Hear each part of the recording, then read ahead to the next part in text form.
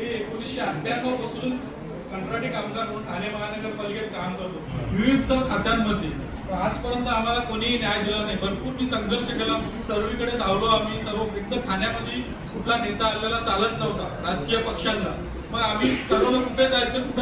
शेवटी साक्षात म्हणजे जसं कौरव 100 होते आणि पांडव 5च होते, तसे त्यांना श्रीकृष्ण आले मदतीला, तसेच आम्हाला केळकर साहेब आले 5,000 कंत्राटी कामगारांना धावून. मला का गरीब कुटुंबातून काम करतात, 20-22 हजार पगार, कोणाला 15 देतात ठेकेदार, कोणाला 18 देतात.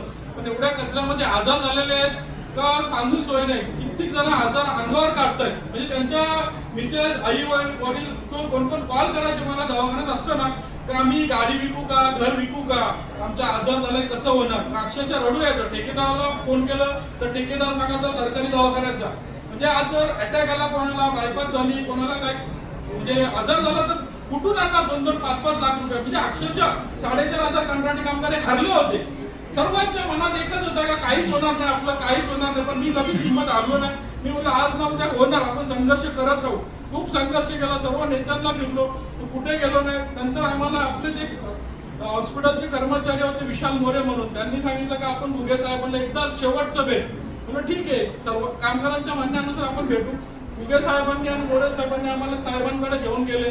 तिथे पण आपण 22 तारखेला आंदोलन केलं. त्यावेळी सुद्धा घुगे साहेब बोलत होते का करायचं की नाही. म्हणजे करूया साहेब, ही शेवटची लढाई आहे. केळकर साहेबांना कंत्राटी कामगारांची ताकद आणि कंत्राटी कामगारांना खरोखर त्रासदायक ठरलेले आहेत ते दाखवून देऊ. आणि त्या टायमाला खरोखर सर्व कंत्राटी कामगार तिथे जमा झाले. कायम कर्मचाऱ्यांनी आम्हाला सहकार्य दिले. याच्या आधी आम्ही कंत्राटी कामगार म्हणून कायम कर्मचाऱ्यांना नेहमी बहिरी समजायचो. का तर म्हणजे यांना एवढं भेटतं ना, आम्हाला का नाही भेटत, का त्यांचं काम पण आम्हीच करतोय का त्यांच्यापेक्षा जास्त करतो असं वाटायचं. पण अक्षरशः त्या दिवशी असं वाटलं की कोणीही माणूस म्हणून वाईट नाहीये, शेवटी तो त्याच्या जागी आहे. पण आम्हाला आज जर केळकर साहेबांनी 5,000 कंत्राटी कामगारांना जो विमा पॉलिसी लागू करून दिला, त्यासाठी साहेबांची मी खरोखरच 5,000 आयुष्यभर आभार मानाल. कारण आज जर एखादा कामगार मरात असेल, ऍक्सिडेंट झाला, कोणाला काय झालं, निदान तो वाचू, त्याचा जीव वाचू शकतो. तर तो हक्काने तो मेडिक्लेमच्या कुठल्याही हॉस्पिटलमध्ये जाऊ शकतो.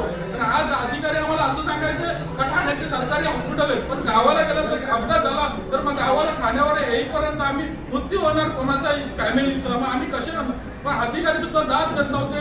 पण एकमेव केळकर साहेबांच्या याच्यामुळे तर आता अधिकारी सुद्धा घाबरायला लागले. केळकर साहेबांचं नाव घेतलं का निदान बोलतात तरी शब्द चांगले.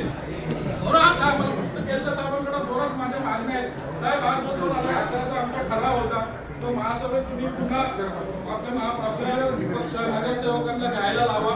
फक्त हो नाही हो, पण आम्हाला मनाला समाधान होईल तर केळकर साहेबांनी आमची गाडी तिथपर्यंत चालवली द्यायला.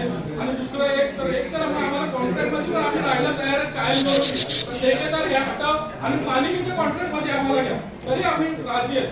साहेब फक्त आम्हाला एवढ्या 2 मागण्या पूर्ण करा. तुमच्या आयुष्यभर आमच्या पिढ्यानपिढ्या विसरणार नाही.